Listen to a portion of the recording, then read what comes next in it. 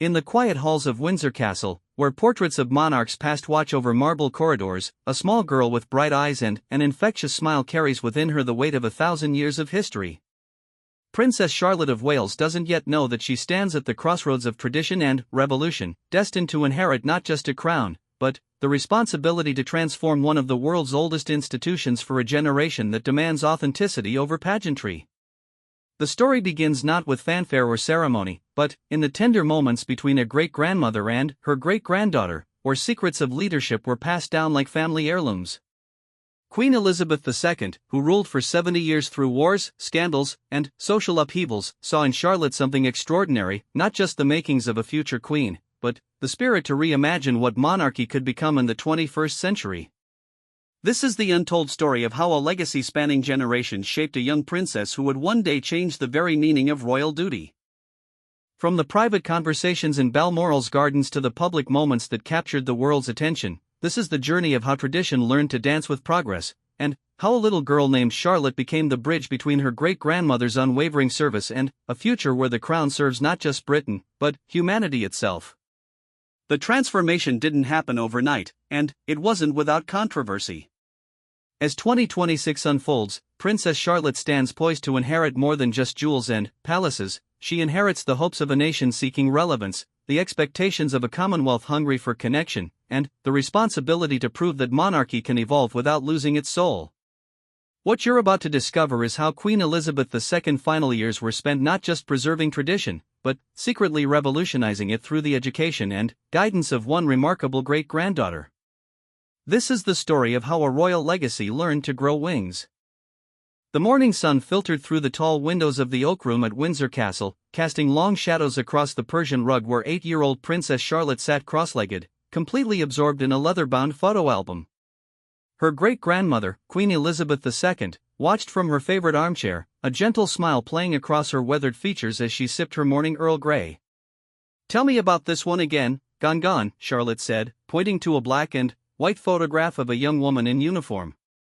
The formality that usually surrounded royal interactions had long since melted away in these private moments between the monarch and her great-granddaughter. "That was taken during the war," the Queen replied, setting down her cup with the careful precision that had marked every gesture of her 96 years. "I was about your brother George's age when I joined the Auxiliary Territorial Service. I learned to drive trucks and fix engines. My father, your great-great-grandfather, thought it was quite scandalous for a princess to get her hands dirty." Charlotte looked up with those bright eyes that seemed to absorb everything around her. "But you did it anyway?"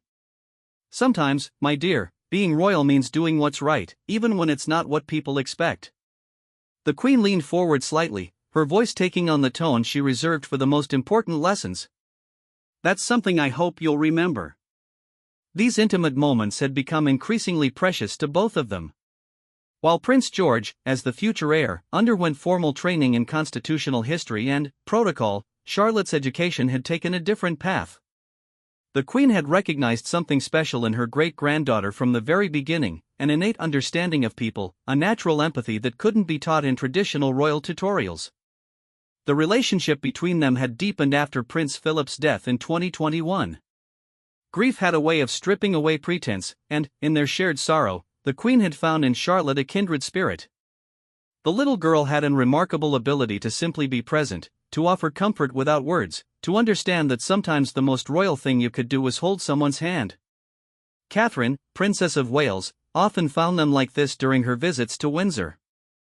Her daughter and the monarch, separated by nearly 9 decades, had formed a bond that transcended the usual grandparent-child dynamic. Catherine watched these interactions with a mixture of pride and protective concern.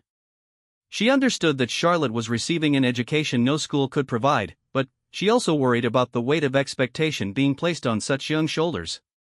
"She's still just a child," Catherine had confided to William during one of their evening walks through Kensington Palace's gardens.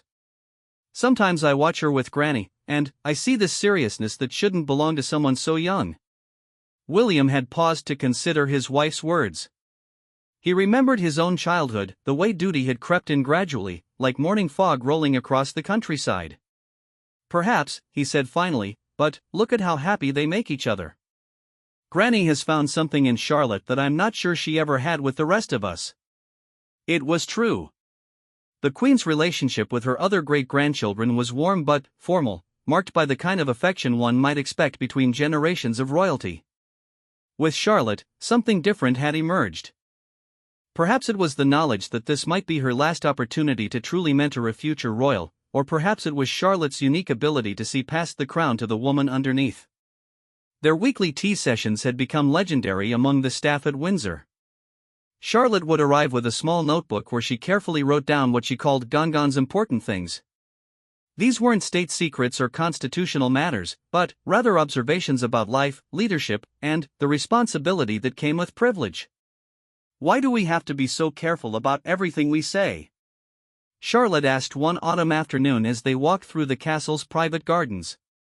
The leaves crunched beneath their feet, and Charlotte had abandoned the formal walking pace that protocol usually demanded, skipping slightly ahead before circling back to match her great-grandmother's measured steps. "Because people listen differently to us," the Queen replied, pausing to deadhead a late-blooming rose. "When I speak, it's not just Elizabeth talking. It's the crown, the institution, the history of our country. Every word carries weight." "That seems very hard." "It can be. But it's also a tremendous privilege. We have the ability to bring attention to important causes, to comfort people in difficult times, to represent something bigger than ourselves." Charlotte considered this, her small face serious as she picked up a fallen leaf and examined its intricate veins. "Will I have to do that too?"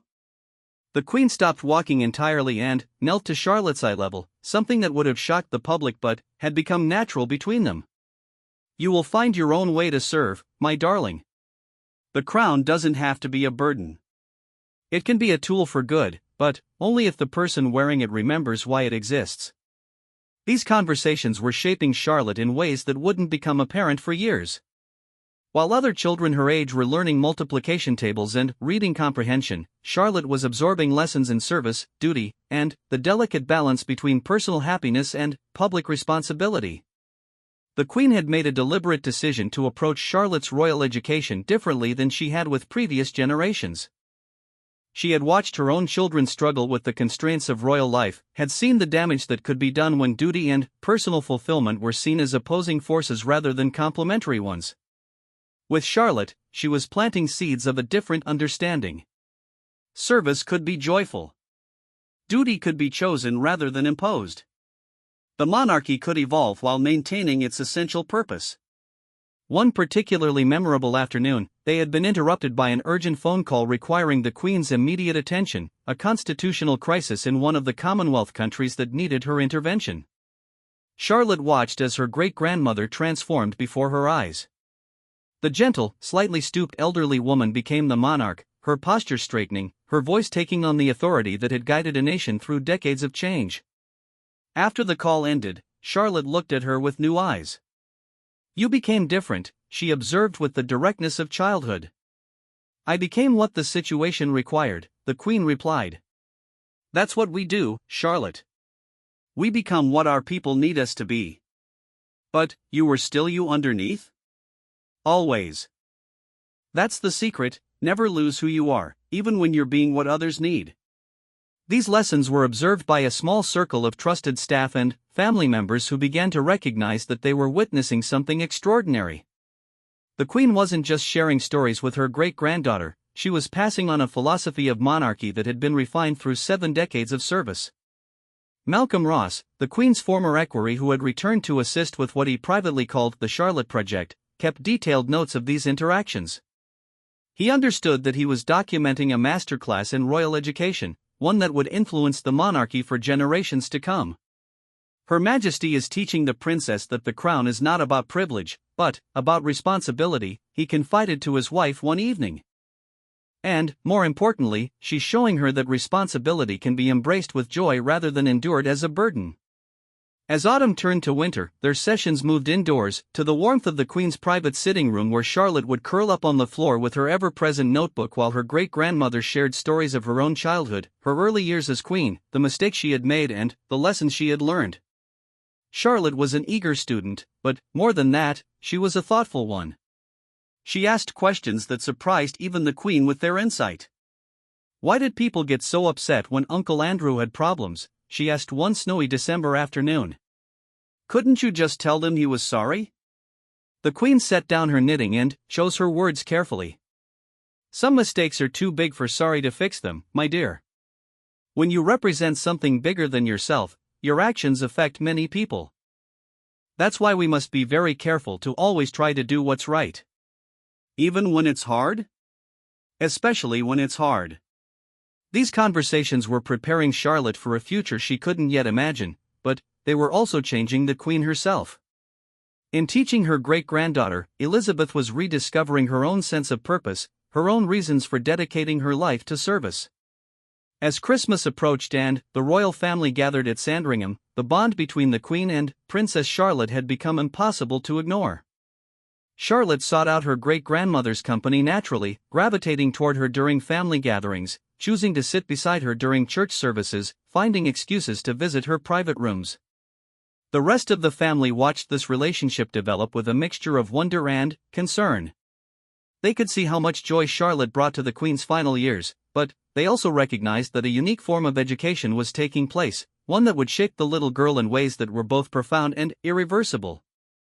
On Christmas morning, as the family exchanged gifts in the traditional manner, Charlotte presented her great-grandmother with a small, hand-drawn book titled Things Gone Taught Me. Inside were carefully copied quotes and simple illustrations depicting their conversations. The Queen's eyes filled with tears as she read her own words reflected back through the innocent perspective of a child. She realized that in teaching Charlotte, she had been creating something that would outlast her own life, a philosophy of service that could carry the monarchy into an uncertain but hopeful future. The preparations for the Platinum Jubilee had begun months earlier, but, for Princess Charlotte, the most meaningful moments weren't happening in the grand planning sessions or ceremonial rehearsals. They were taking place in the quiet corners of Buckingham Palace, where she had become her great-grandmother's unofficial shadow, observing firsthand how 70 years of reign had shaped not just a monarch, but a woman of extraordinary resilience. People think celebrating my jubilee is about looking backward, the Queen confided to Charlotte one morning as they watched the crews setting up barriers along the Mall. But, for me, it's about looking forward. It's about ensuring that what we've built continues to matter.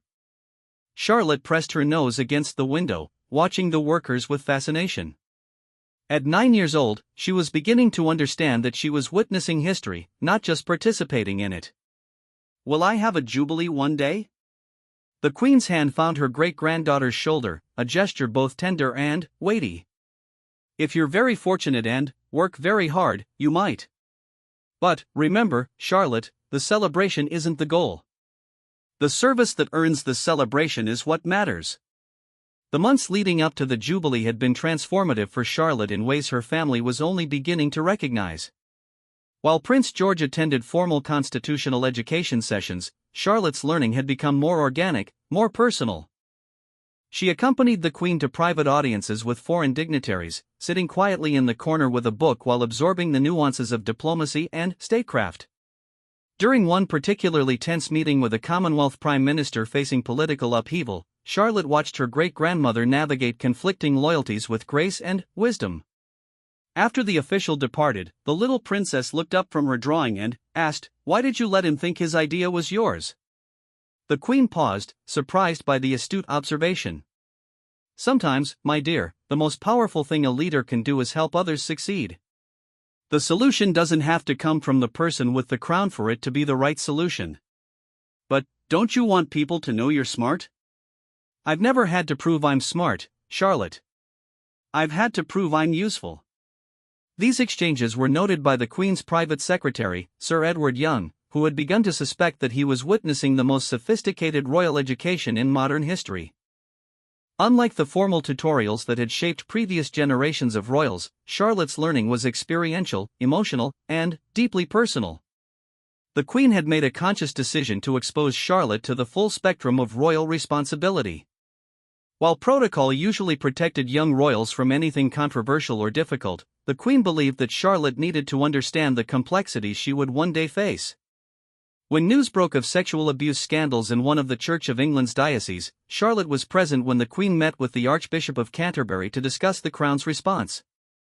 The 9-year-old couldn't fully comprehend the legal intricacies, but she watched her great-grandmother grapple with the tension between supporting an institution and demanding accountability.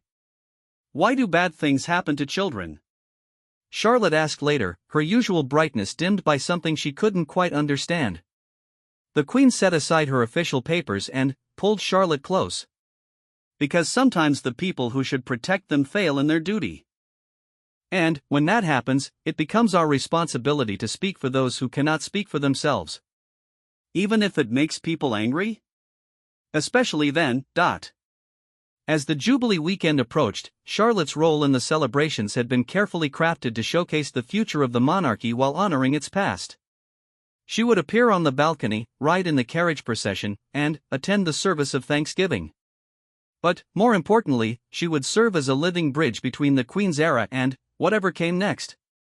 The night before the celebrations began, the Queen invited Charlotte to her private chapel for evening prayers.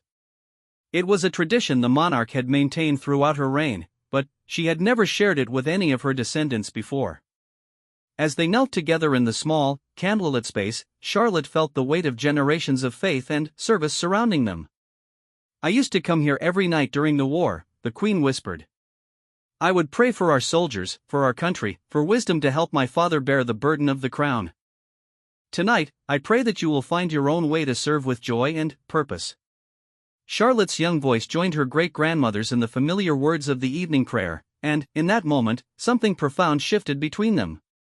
The little girl who had begun their relationship as a source of comfort to a grieving widow had become the inheritor of a sacred trust. The Jubilee celebrations themselves were a masterclass in royal choreography, but Charlotte's natural behavior throughout the weekend revealed how thoroughly her great-grandmother's lessons had taken root. During the carriage procession, she waved with genuine enthusiasm rather than the mechanical gestures often displayed by young royals. At the Thanksgiving service, she listened intently to the readings and hymns, understanding that this was not just ceremony but worship. Most memorably, during the balcony appearance, when a young boy in the crowd below dropped his flag, Charlotte noticed immediately. Without prompting, she pointed him out to her great-grandmother, who made eye contact with the child and gave him a special wave. The moment lasted only seconds, but it demonstrated everything the Queen had been teaching about awareness, compassion, and the responsibility to notice those who might otherwise be overlooked. The international media began to take notice of Princess Charlotte during the Jubilee weekend. Unlike her brothers, who displayed the typical shy uncertainty of children in public, Charlotte seemed remarkably at ease. Royal correspondents noted her natural grace, her obvious affection for the Queen, and what one journalist described as an old soul's understanding of the moment's significance. Behind the scenes, family members were processing what they had witnessed throughout the celebration weekend. Prince William found himself both proud and concerned as he watched his daughter navigate the public scrutiny with unprecedented composure. "She's so young to carry this kind of attention," he confided to Catherine as they watched Charlotte interact effortlessly with visiting heads of state during the reception at Buckingham Palace. "Look at her, though," Catherine replied, observing their daughter's animated conversation with the Canadian Prime Minister about the environmental initiatives she had learned about in school. "She's not carrying anything. She's just being herself." That evening, as the formal celebrations concluded and the family gathered for a private dinner, the Queen made an unprecedented announcement. She would be establishing a special tutorial program for Charlotte, one that would supplement her traditional education with practical training in statecraft, diplomacy, and constitutional law. "She has shown herself ready for greater responsibility," the Queen explained to the assembled family. "And we would be foolish not to nurture such natural ability." The decision was not without controversy within the family. Some worried about placing too much pressure on Charlotte at such a young age. Others questioned whether it was appropriate to provide her with education that might supersede what Prince George, as the direct heir, was receiving. The Queen, however, was firm in her conviction. "George will be king," she said quietly. "But Charlotte will be the one who helps him understand what that means." The summer following the Jubilee brought a new dimension to Charlotte's education. She began spending entire weeks at Windsor Castle, immersing herself not just in conversations with her great-grandmother, but in the practical aspects of royal administration. She sat in on meetings with the master of the household, learning how the royal residences operated. She accompanied the Queen's equerry on visits to the royal mews, understanding the logistical complexity of royal travel. She even spent time with the Queen's dressmaker, discovering how clothing choices could communicate messages without words. Most significantly, she began joining the Queen for the weekly audiences with the Prime Minister. While she couldn't participate in the discussions, she could observe the delicate dance of constitutional monarchy in action. She watched her great-grandmother navigate the careful balance between supporting elected government and maintaining political neutrality. "Why don't you just tell him what to do?" Charlotte asked after one particularly tense audience with Prime Minister Truss. "Because that's not our role," the Queen explained. "We advise, we encourage, we warn if necessary. But we never command. The moment we start telling elected officials what to do is the moment we stop being a constitutional monarchy and become something else entirely. But what if they're making mistakes? Then, we help them find better solutions without making them feel small. Pride is often the enemy of good judgment, my dear." These lessons in soft power and diplomatic influence were shaping Charlotte's understanding of leadership in profound ways. She was learning that true authority often came from restraint, that influence was more valuable than control, and that the most effective leaders were those who made others feel capable of greatness. As autumn arrived, Charlotte's transformation was becoming apparent to everyone around her. While she remained a playful, affectionate child with her family, she displayed remarkable poise in public settings. She had developed an ability to read social situations with startling accuracy, understanding instinctively when solemnity was required and when warmth was needed. During a visit to a children's hospital that autumn, Charlotte's behavior astonished even the Queen's experienced staff. While other young royals might have been overwhelmed by the clinical environment and the serious nature of the patient's conditions, Charlotte moved through the wards with natural empathy. She spent extra time with a young girl her own age who was undergoing cancer treatment, not because she was told to, but because she sensed the child's isolation. When the girl shyly asked if being a princess was scary, Charlotte's response revealed the depth of her great-grandmother's influence. "Sometimes," Charlotte admitted. "But when you remember that being special means helping other people feel special too, it's not scary anymore. It's just important."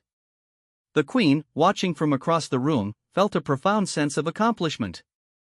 The little girl who had begun as a source of comfort in her grief had become the embodiment of everything she had hoped the monarchy could represent in the future. That evening, as they shared their traditional cup of tea in the Queen's sitting room, Charlotte made a request that surprised even her great-grandmother. "Gangan, I think I need to start learning about the countries where you're queen too.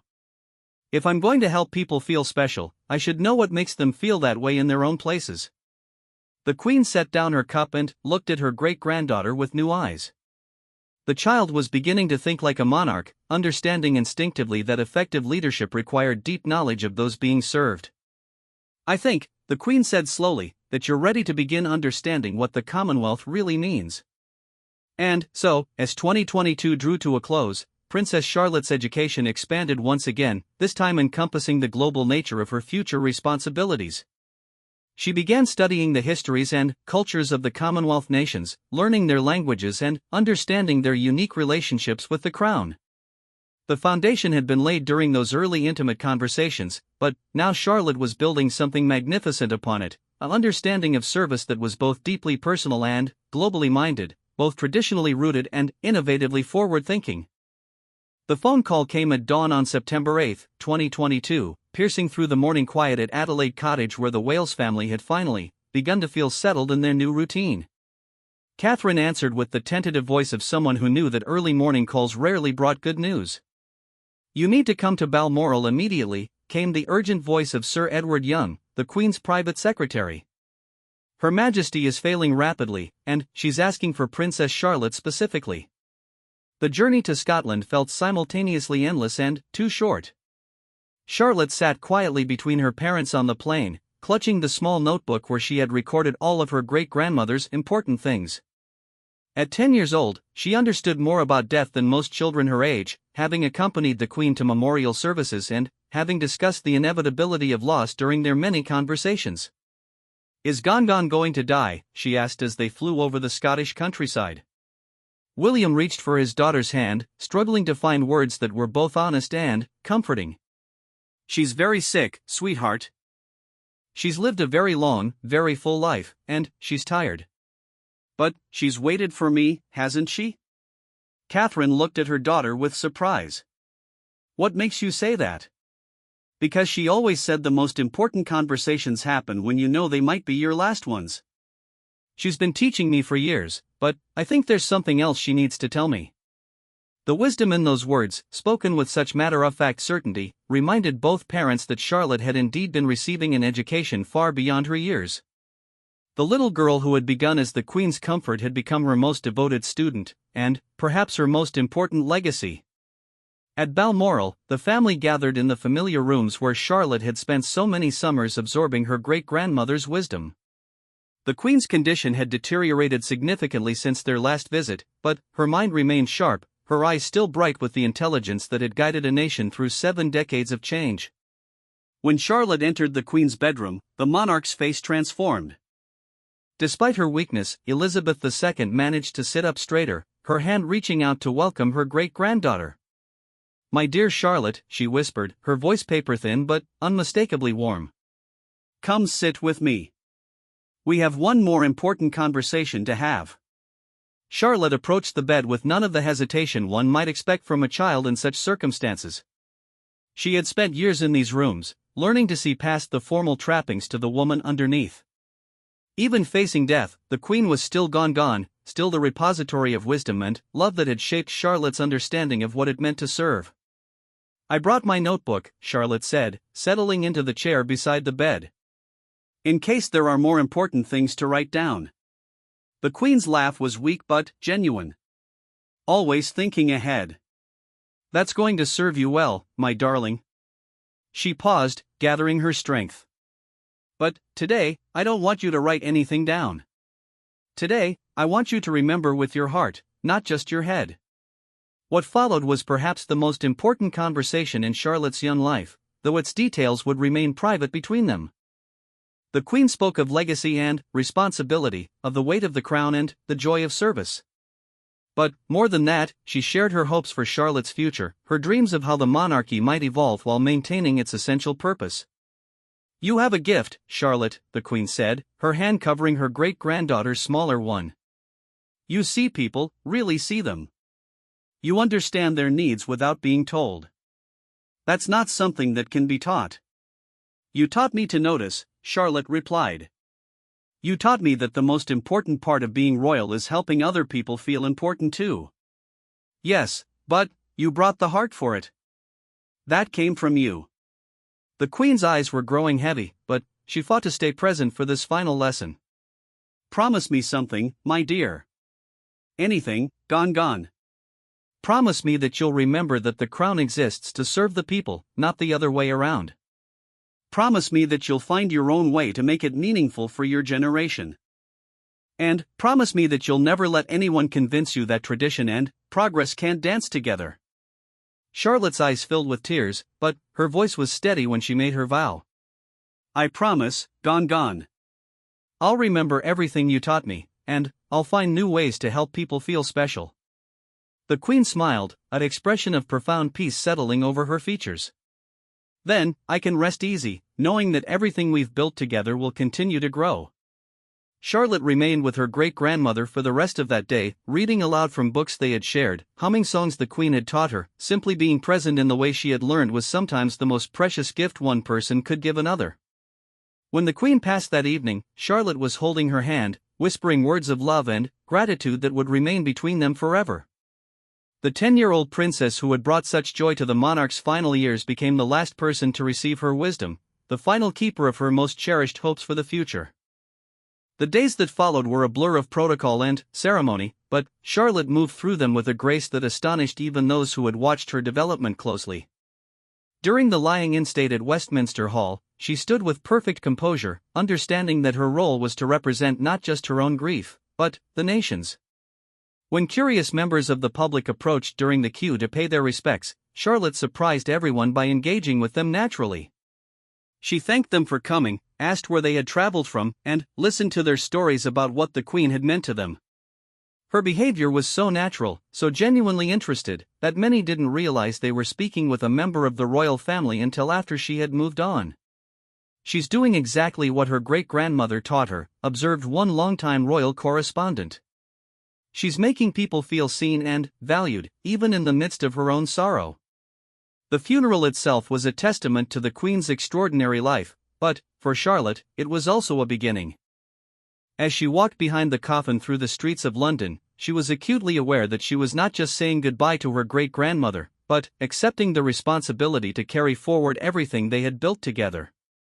During the service, when the Archbishop of Canterbury spoke about the Queen's legacy of service, Charlotte felt the weight of her promise settling around her like a cloak. She had made a vow to a dying monarch, but, more than that, she had committed herself to a vision of what the royal family could become. In the weeks following the funeral, Charlotte's behavior at school and at home reflected the profound transformation that had taken place during those final conversations with the Queen.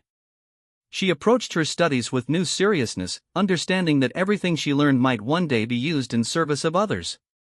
Her teachers at Lambrook School noticed the change immediately.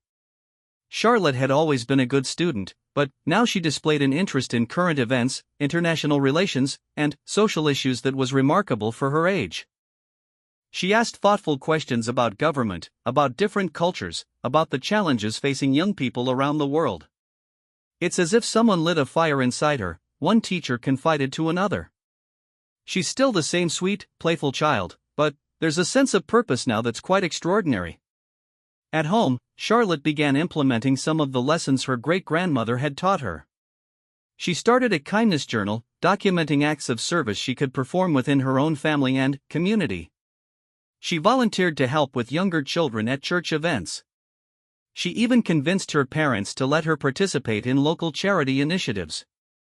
"I promised Gangan I would find ways to help people feel special," she explained when Catherine questioned whether she was taking on too much responsibility. "And I want to practice while I'm still learning." King Charles III watched his granddaughter's development with a mixture of admiration and concern.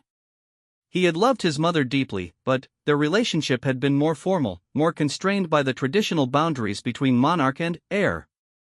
Seeing the profound impact the Queen had made on Charlotte made him realize what he might have missed. During one of their first private conversations after the funeral, Charlotte surprised her grandfather with a request. "Grandpa King," she said, using the informal title she had adopted, "would you teach me about being a good grown-up royal? Gangan taught me about being kind and noticing people, but I think I need to learn about the serious parts too."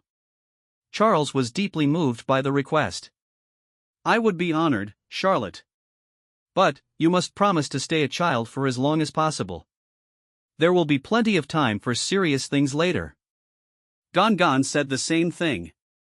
But she also said that understanding my responsibilities would help me enjoy my childhood more, not less.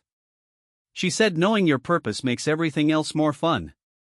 Once again, Charlotte had demonstrated the wisdom that seemed to flow naturally from her great-grandmother's teaching. She understood instinctively that knowledge and responsibility could be sources of joy rather than burdens, that understanding one's future could enhance rather than diminish present happiness. As autumn turned to winter, Charlotte began what she privately called Project Gangan, a systematic effort to implement the lessons she had learned during their years together. She studied the Commonwealth countries more seriously, learning basic phrases in multiple languages. She read biographies of other female leaders, looking for examples of how women had used power to create positive change. Most importantly, she began developing her own philosophy of service, one that honored her great-grandmother's legacy while preparing for the different challenges her generation would face. During conversations with her parents and tutors, she demonstrated a sophisticated understanding of how the monarchy would need to evolve to remain relevant. "People my age care about different things than Gangan's generation did," she observed during one family discussion about the future of the royal family. "They care about the environment and fairness and making sure everyone feels included. If we want them to care about the monarchy, we need to care about what matters to them." William and Catherine exchanged glances, recognizing that their 10-year-old daughter was articulating insights that many adult commentators struggled to understand. The Queen's final gift to the monarchy was not just the preservation of tradition, but its transformation through the mind and heart of a child who could see the future clearly. As 2022 drew to a close, Charlotte had begun to emerge as something unprecedented in royal history, a young princess who understood both the weight of tradition and the necessity of change, who had been prepared not just to inherit a role but to reimagine it for a new era. The foundation her great-grandmother had laid was proving to be remarkably solid, but what was being built upon it was something entirely new, a vision of monarchy that could honor the past while embracing the future, that could maintain its dignity while opening its heart to the world. The coronation of King Charles III in May 2023 marked not just the beginning of a new reign, but the emergence of Princess Charlotte as a truly remarkable young royal. At 11 years old, she had already begun to demonstrate the sophisticated understanding of monarchy that her great-grandmother had spent years cultivating, but the ceremony itself revealed something even more significant: Charlotte's natural ability to connect with people in ways that transcended traditional royal boundaries. The morning of the coronation found Charlotte in her room at Clarence House, carefully reviewing her notes about the ceremony with the same attention to detail her great-grandmother had always shown. Catherine watched from the doorway as her daughter practiced her curtsy, not with the mechanical precision often displayed by young royals, but with a grace that seemed to come from genuine understanding of the gesture's significance. "Are you nervous, sweetheart?" Catherine asked, entering the room and sitting on the edge of the bed. Charlotte paused in her preparations and considered the question seriously. "A little," she admitted. "But Gongon always said that being nervous meant you understood how important something was. She said the trick was to use the nervousness to make you more careful, not more scared." "And what do you think she would say about today?" "I think she'd say that this is Grandpa King's day to show everyone that he's ready to serve them well. And that my job is to help people feel good about having him as their king." The wisdom in those words, spoken with such matter-of-fact certainty, reminded Catherine once again that Charlotte had received an education far beyond her years. The lessons from the Queen had taken root in remarkable ways, shaping not just Charlotte's understanding of protocol, but her fundamental approach to royal duty. The ceremony itself showcased Charlotte's development beautifully. Unlike many children her age who might have been overwhelmed by the pageantry and solemnity, Charlotte seemed to understand instinctively when to be serious and when to offer comfort. During the lengthy service, she was observed quietly reassuring her younger brother Louis when the noise of the crowds became overwhelming, while maintaining perfect composure herself. But it was her behavior outside Westminster Abbey that truly caught the world's attention. As the royal family made their way to the waiting carriages, Charlotte noticed an elderly veteran in a wheelchair who was struggling to see over the crowd barriers. Without hesitation, she approached the barrier and spent several minutes in conversation with the man, asking about his service and thanking him for attending. The moment was captured by photographers and quickly spread across social media, but, more importantly, it demonstrated everything the Queen had taught Charlotte about awareness and compassion. The 11-year-old princess had instinctively understood that her role was not just ceremonial, but actively caring for those who had come to witness this historic moment. "She sees people the way her great-grandmother did," observed royal historian Dr. Sarah Bradford, who had covered the royal family for decades. "There's an authenticity to her interactions that you simply cannot teach. It has to come from genuine care for others." In the months following the coronation, Charlotte's education expanded significantly under the guidance of King Charles III, who had taken seriously her request to learn about the serious parts of being royal. But, rather than burdening her with dry constitutional theory, Charles approached her education with the same innovative spirit the Queen had shown. Charlotte began attending carefully selected public engagements, not as a passive participant but as an active observer. She accompanied her father to visits to sustainable farming initiatives, watching William navigate the delicate balance between royal support and political neutrality on environmental issues. She joined her mother at early years education centers, observing Catherine's natural ability to connect with both children and their parents. Most significantly, she began joining King Charles III for audiences with Commonwealth High Commissioners, learning firsthand about the challenges facing the modern Commonwealth and the role the monarchy played in maintaining these crucial relationships. During one particularly memorable audience with the High Commissioner of Jamaica, Charlotte surprised everyone by asking thoughtful questions about the country's youth programs and environmental initiatives. When the diplomat mentioned challenges with youth engagement, Charlotte offered insights from her own generation's perspective that impressed even the experienced statesman. Your granddaughter understands something that many adults miss, a High Commissioner told Charles after the meeting. She grasps that effective leadership requires genuine curiosity about other people's experiences. Charlotte's formal education at Lambrook School was also evolving to accommodate her unique circumstances. While she continued to follow the standard curriculum, additional tutorials had been added covering international relations, constitutional history, and modern languages. Her teachers noted that she approached these subjects with enthusiasm rather than duty, often going beyond what was required to satisfy her own curiosity. She asks the kind of questions that show she's thinking about how to apply what she's learning, observed her history teacher, Mrs. Richardson. When we studied the dissolution of empires, she wanted to understand how the Commonwealth maintained relationships after independence. When we discussed climate change, she was interested in what role leadership could play in encouraging cooperation.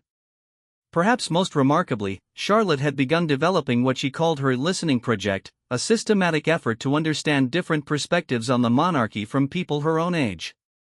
During school breaks and family holidays, she would seek out conversations with young people from different backgrounds, asking them what they thought about the royal family and what role, if any, monarchy should play in modern society. The feedback she received was sometimes challenging. Many of her contemporaries were ambivalent about inherited privilege, questioning why some people should be considered special simply because of their birth. Rather than being defensive, Charlotte absorbed these critiques thoughtfully, discussing them with her parents and tutors as she tried to develop responses that were both honest and constructive. "I think they're right to ask those questions," she told William during one of their evening walks through the gardens at Anmer Hall. "If we can't explain why the monarchy matters to people our age, then maybe we need to change what we're doing." "And what do you think we should be doing differently?" Charlotte walked in thoughtful silence for several minutes before answering. "I think we need to show people that we're not just special because we were born into this family. We need to be special because of what we do with the opportunities we've been given." These conversations were shaping Charlotte's understanding of modern monarchy in profound ways. She was developing a philosophy that honored tradition while embracing accountability, that recognized privilege while emphasizing responsibility. Her approach was put to the test during a school project on social justice, where she chose to research youth homelessness in the UK. Rather than approaching the topic as an academic exercise, Charlotte convinced her parents to let her visit several youth shelters, where she spoke with young people about their experiences and the support systems that had helped them. The visits profoundly affected Charlotte, who came home with a new understanding of how government policies and social attitudes could impact individual lives.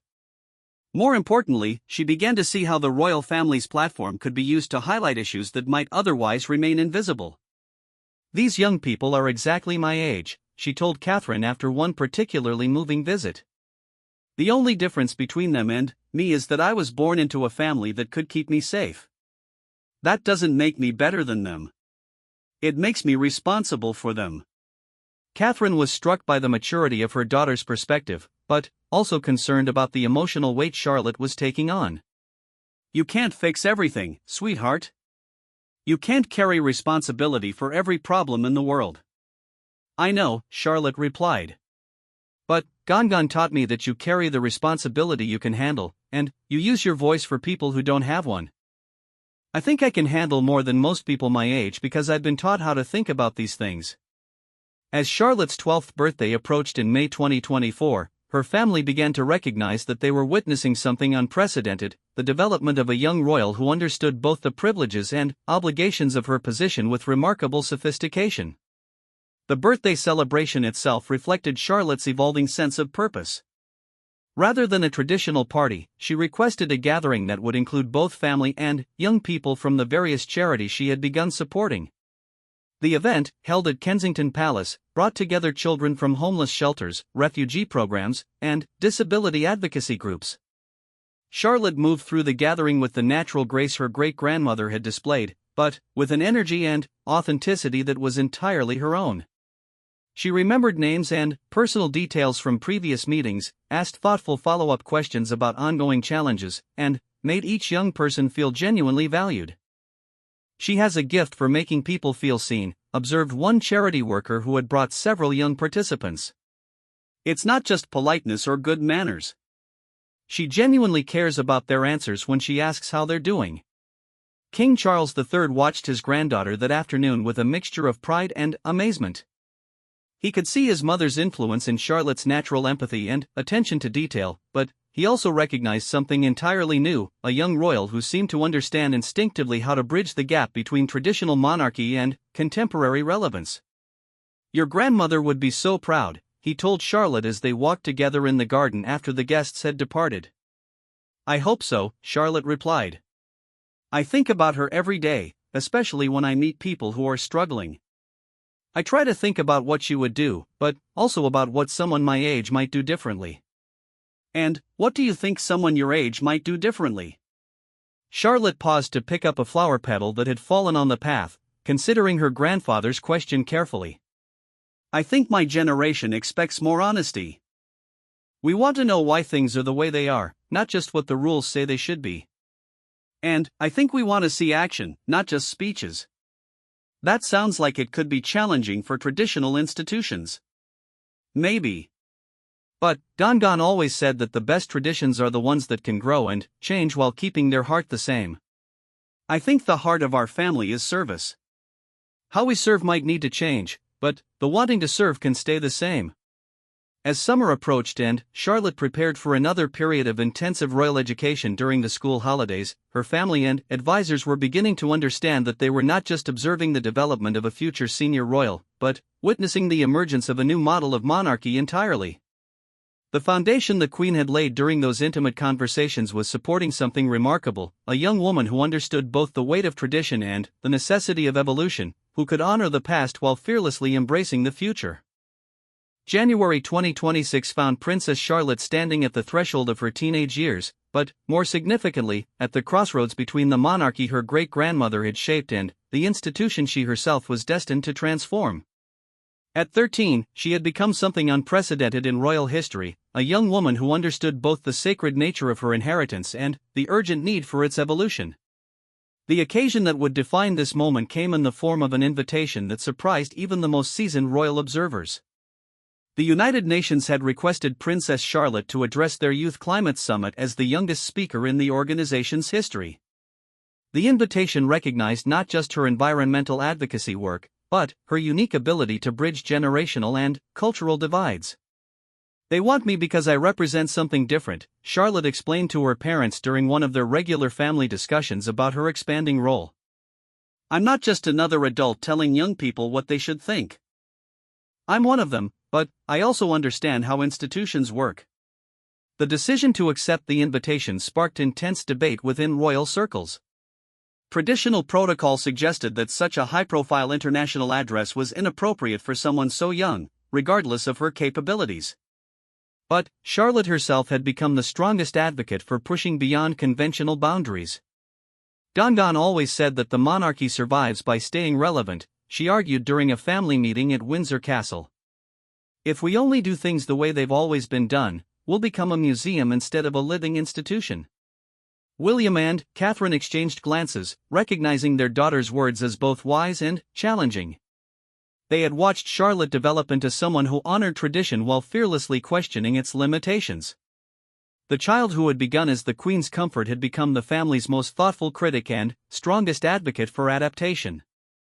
King Charles III ultimately supported Charlotte's participation, understanding that his granddaughter represented something the monarchy desperately needed: authentic connection with younger generations who saw inherited privilege as increasingly irrelevant unless it served a meaningful purpose. The months of preparation for Charlotte's UN address revealed the sophisticated understanding she had developed of both her position and her generation's expectations. Working with speechwriters, environmental experts, and youth advocates, she crafted a presentation that was deeply personal while addressing global challenges. Rather than speaking from prepared remarks, Charlotte chose to engage in a conversation format that would allow for immediate interaction with other young delegates. She spent weeks studying not just climate science and policy, but the specific challenges facing young people in different parts of the world.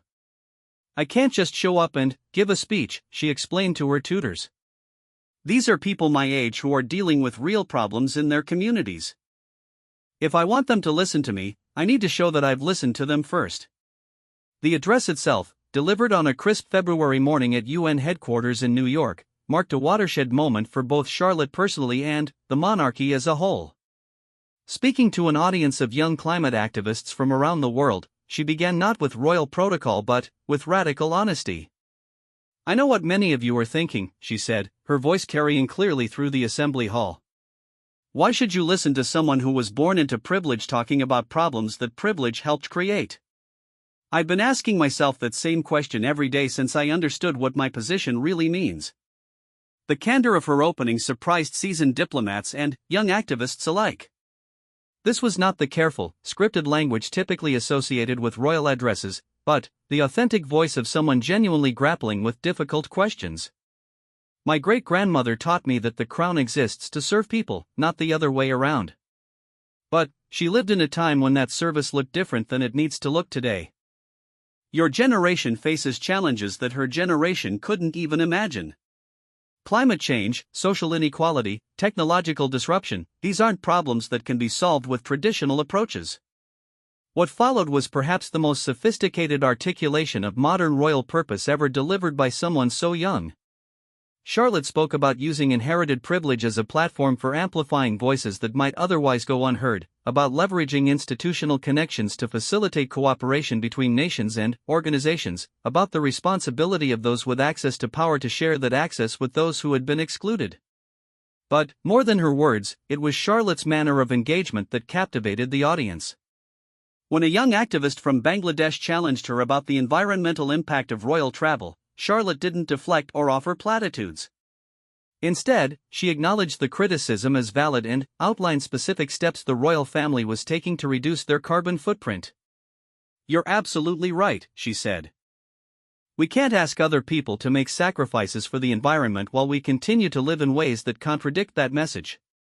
Change has to start with us, especially when we have the resources to make changes that others might not be able to afford."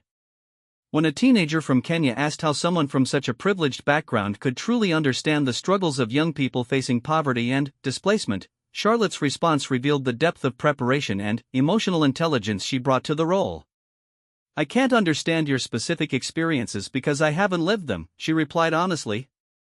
"But what I can do is use my platform to make sure your voices are heard by people who make decisions that affect your life. And I can commit to educating myself continuously about challenges I haven't faced personally." The exchange continued for over an hour, with Charlotte demonstrating remarkable knowledge of global youth issues while maintaining the humility to acknowledge the limitations of her own experience. By the end of the session, even her initial skeptics were applauding not just her words, but her obvious sincerity and commitment to learning. The international response to Charlotte's UN appearance was unprecedented for a royal of her age. Environmental organizations, youth advocacy groups, and international development agencies all praised her authentic engagement and substantive contributions to important discussions. More significantly, her approach sparked conversations within the monarchy about how royal roles might evolve to meet contemporary challenges. Charlotte had demonstrated that young royals could engage meaningfully with serious issues without compromising either their dignity or their effectiveness. The success of the UN address led to a series of international opportunities that showcased Charlotte's unique abilities. She was invited to speak at the World Economic Forum's Youth Initiative, where she discussed sustainable development with young entrepreneurs from around the globe. She participated in Commonwealth Youth Leadership programs, using her position to facilitate connections between young people working on similar challenges in different countries. Each appearance revealed new dimensions of Charlotte's capabilities. She had developed the rare ability to move seamlessly between formal diplomatic settings and informal community gatherings, to engage with both world leaders and grassroots activists with equal authenticity and effectiveness. Perhaps most remarkably, Charlotte had begun using her growing platform to challenge not just external systems, but the royal institution itself. During a widely reported interview with the BBC, she spoke candidly about the need for the monarchy to justify its continued existence through meaningful service rather than historical precedent. "Every generation has to earn the right to inherit what came before," she said, displaying a maturity that belied her age. "We can't assume that because something worked in the past, it automatically deserves to continue. We have to prove that we're worthy of the trust people place in us." The interview sparked intense discussion about the future of monarchy, but also demonstrated Charlotte's sophisticated understanding of how to use media attention constructively. Rather than avoiding difficult questions, she engaged with them thoughtfully, showing that transparency and accountability could strengthen rather than weaken royal authority. By her 13th birthday in May 2026, Charlotte had established herself as something entirely new in royal history, a young woman who embodied both deep respect for tradition and fearless commitment to progress. The lessons her great-grandmother had taught during those intimate conversations had evolved into a philosophy of service that was both timeless and revolutionary. The birthday celebration itself reflected this evolution. Rather than a traditional royal gathering, Charlotte requested a working summit that brought together young leaders from around the Commonwealth to discuss shared challenges and collaborative solutions. The event, held at Buckingham Palace, demonstrated how royal spaces could be used to facilitate meaningful dialogue rather than mere ceremony. King Charles III, watching his granddaughter facilitate discussions between young people from dozens of countries, saw the future of the monarchy taking shape before his eyes. Charlotte had inherited the Queen's grace and wisdom, but had added something entirely her own: the courage to reimagine ancient institutions for a modern world. "Your great-grandmother planted a seed in you," he told Charlotte as they walked together in the palace gardens after the summit concluded. "But what's growing from that seed is something she could never have imagined." "I think she knew," Charlotte replied, pausing to admire the roses that had been the Queen's favorites. "She always said that the best teachers prepare their students to go beyond what the teachers themselves could achieve. I think she was preparing me not just to inherit what she built, but to transform it into something better." As summer approached and Charlotte prepared for what would be her final year of preparatory education before entering secondary school, her family and advisors understood that they were witnessing something extraordinary. The shy child who had brought comfort to a grieving queen had become a confident young woman ready to lead the monarchy into an uncertain but promising future. The foundation Elizabeth II had laid during those precious conversations was supporting something magnificent, a new model of royal service that honored the past while fearlessly embracing tomorrow. Princess Charlotte had become living proof that tradition and progress could indeed dance together, creating something more beautiful than either could achieve alone. In the quiet moments before sleep, Charlotte often opened the notebook where she had recorded her great-grandmother's important things. The pages now included her own insights, her own discoveries about leadership and service, and the responsibility that came with privilege. But the core message remained unchanged: the crown exists to serve, and those who wear it must never forget that their power comes from the people they serve. As 2026 continued to unfold, Princess Charlotte stood ready to inherit not just a title, but a sacred trust, the responsibility to prove that monarchy could remain relevant, meaningful, and worthy of respect in a rapidly changing world. The little girl who had learned to see people through her great-grandmother's eyes was now helping others see the future through her own.